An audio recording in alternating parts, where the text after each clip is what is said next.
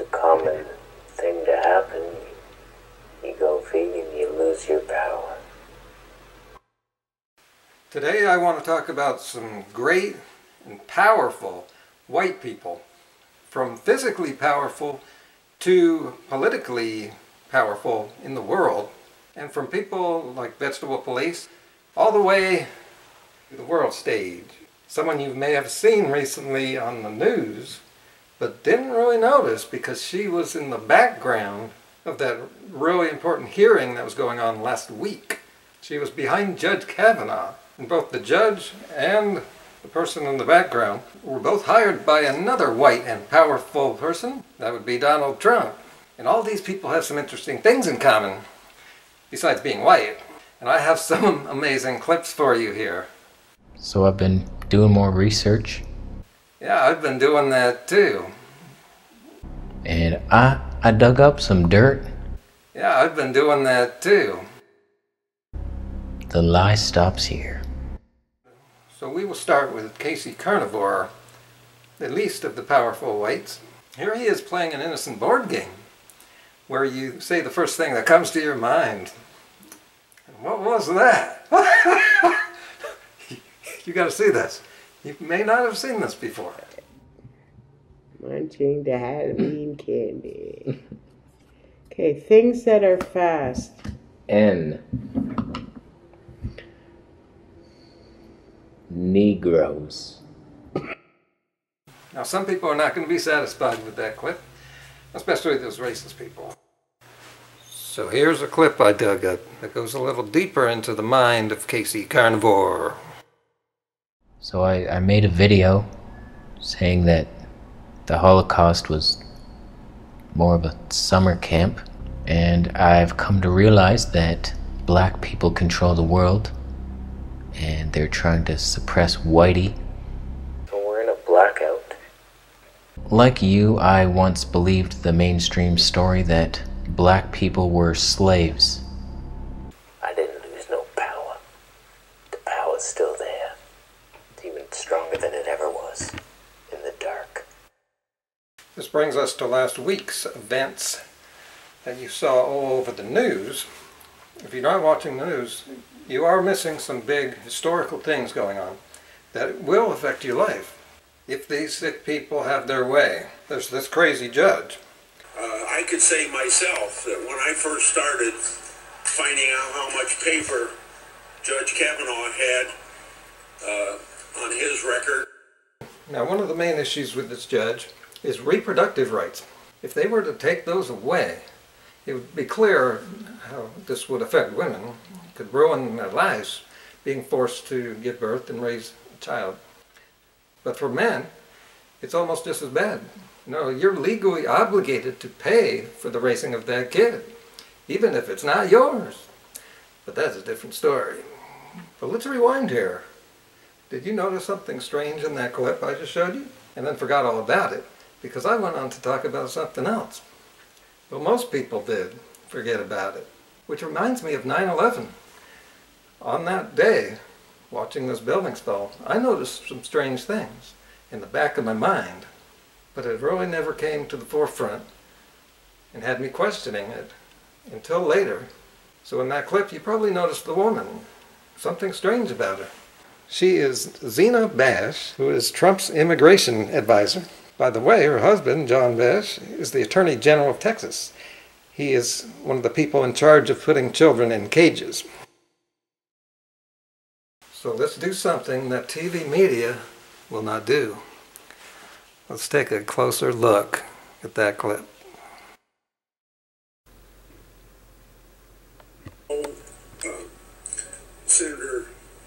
Several senators have brought up about the 6% and the 99% and things like that I thought I ought to clear up because, I mean, for his background, I started talking about a million pages. And then when we finally get 488. Listen, they are letting people know worldwide we are a white supremacist administration.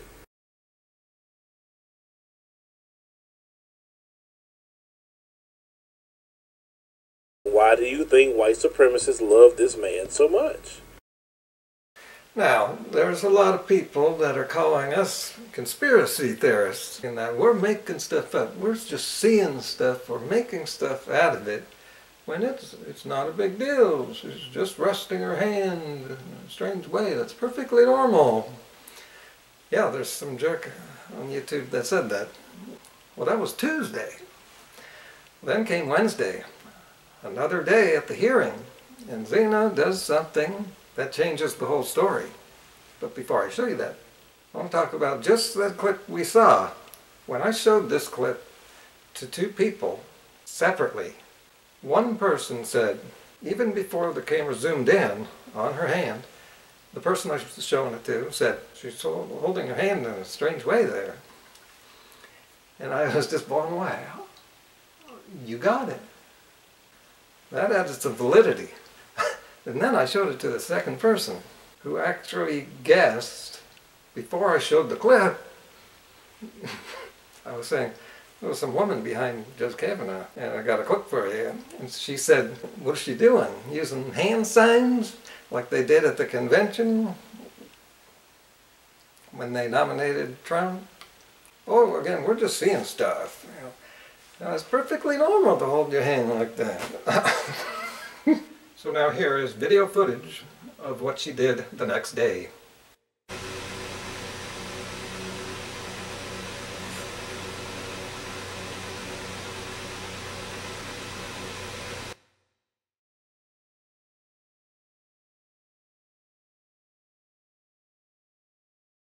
But no, it's still not good enough, because the Trump people had a good excuse for this. And they put out videos and articles and posts all saying that, oh, she is just trolling all of you fools. Even if that were true, it shows gross unprofessionalism and just an immaturity of almost everyone that Trump hires. And Trump himself is stunted at around age 11. There's a lot more to that story that I can't get into right now. You know, all these people who thinks are the best people, we have all these problems. They're acting real immature. They're the leakers, and they're going to prison, they're going to court. Some have been criminals for most of their lives. And then you got Omarosa, she was the villain in The Apprentice. And she's like that in real life. You know, it's a reality show.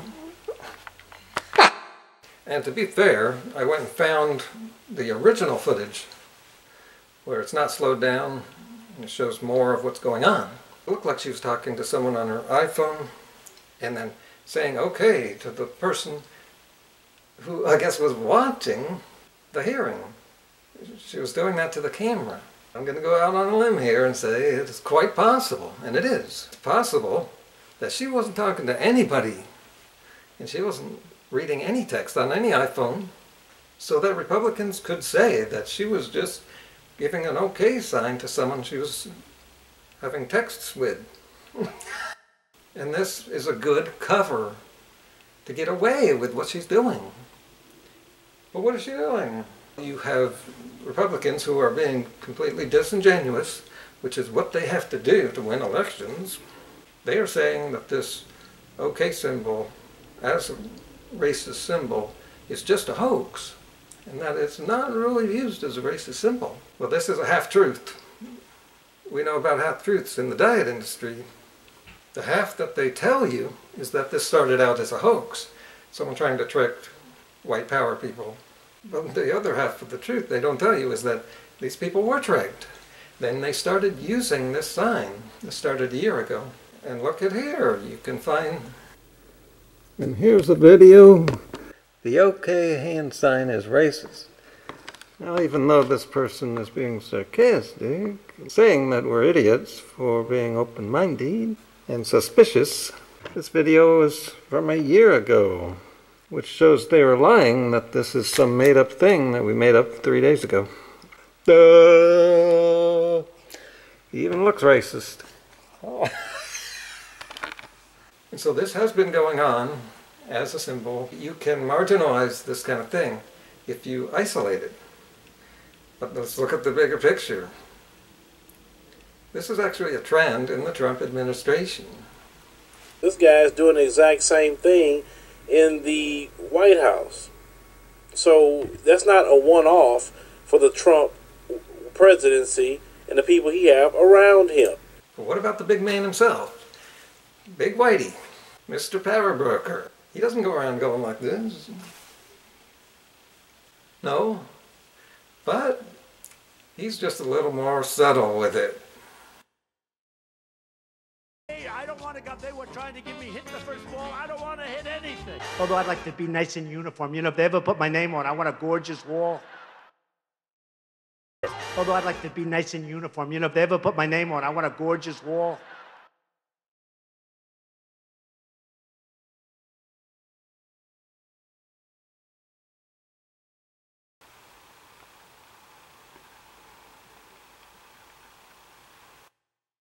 Now today happens to be the anniversary, 17th anniversary of 9/11. And I think that's just a coincidence that this Zina conspiracy came up a few days earlier. And I thought of talking about the 9/11 conspiracy, that it would fit into this video, because I have this laying around. There's something a lot of people might not remember, and the young people weren't around to know, that I don't think they teach you in the history books. And that is the feel of what it was like in these days. The attack brought the country together, and there was this patriotism feel to the point where you couldn't say anything or question things. And sure enough, even I didn't until I started to hear things on YouTube, internet. This came out years afterward. And even then, I didn't even want to tell people on the internet that I owned this movie, or that I was questioning things and believing stuff, for fear not of just people, but of the government. But things are much different now, with so many people speaking out on the internet, feeling just free to say all kinds of things. So this is my first time talking about this. And before you start thinking, this is just BS politics, this movie is unbelievably good and powerful, and it gets some great reviews from some big people here. Ebert and Roper, 2 thumbs way up. Time magazine and Throwing and Los Angeles Times, excellent. It has won awards. Now this movie by Michael Moore, he doesn't even get into the more wild conspiracies. I have a video on that I made a couple of years ago. I guess I'll put it up here and in the description. Not only should you see that, but if you don't even have time or don't want to, you should still go to the video and share it. Or give it a thumbs up. Boost the things that you want to get out there. And don't boost the stuff that you disagree with, that is bad. This is what people are doing wrong on the internet. And to be fair, I also picked up the critique and sort of debunking of that movie. And notice I bought it used at a thrift store. So I wouldn't be supporting it, because yes, it turned out to be not very good, pretty weak, and didn't really debunk much. That's in Fahrenheit 9/11. Michael Moore tends to, in all his movies, he speculates a lot, exaggerates certain things, but the stuff in here isn't made up stuff. He's showing stuff that actually happened that you might have forgotten, or maybe never heard, but it did happen. For instance, an interesting thing that I forgot about was, for the days following 9/11, all commercial planes were grounded. There were no flights. If you looked up, you wouldn't see any airplanes. There were none. Well, not exactly. For like that day, there was one plane, the president's plane. Bush was in the air, just flying around nowhere, because that would be the safest place for the president. And that was the official story, we're told. Not much word got out that there were other planes. And that's an interesting story. Who was on those planes? Anyway, if you've seen this movie, I'll just be showing you clips of the DVD, stuff that's not in the movie, special features. For instance, here is the menu. Now it's interesting. I was just thinking of this the other day.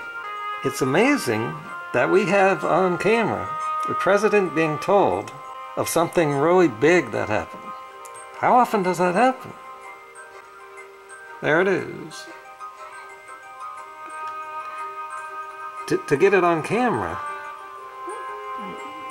And what I say is, you didn't have to tell the kids what he was just told. He could just excuse himself.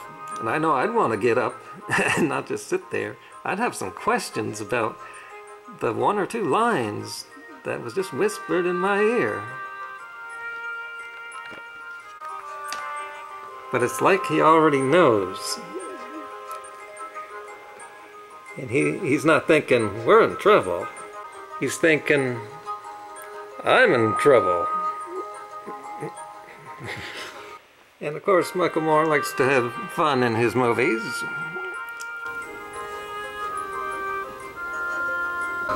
Members of Congress, this is Michael Moore. I would like to read to you the USA Patriot Act. That's legit. He did that. Have any of us in America, any of us, seen a single anchor or news person confront Mr. Bush with a hard question and then not let him out of it when he tries to give his bullshit response? This is an answer. Revolution starts now.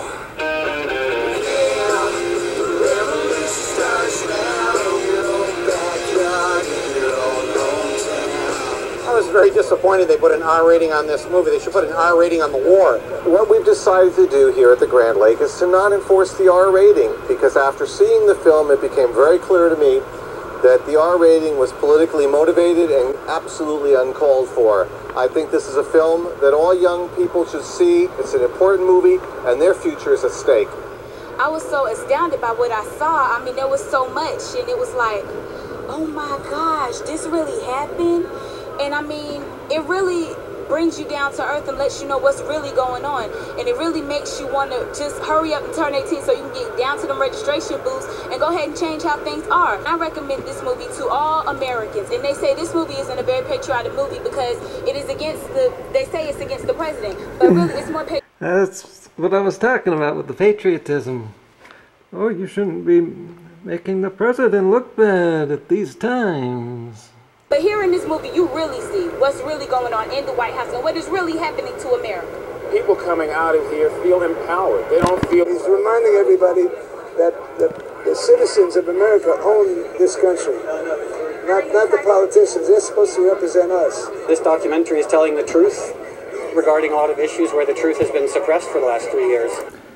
That's Moby, a vegan, speaking up. And if people are going to vote, they deserve to know the truth about these issues that affect us. And when you go back into your homes, but this is what I want you to do for me. Get involved. Politics runs your life. It depends. They put together budgets and ideas that put food in your mouth, clothes on your back. So get out there, do your deed, and vote. That is the biggest responsibility that you have to yourselves and this country. People have died for us to have the ability to vote. That's all I'm going to say. Thank you.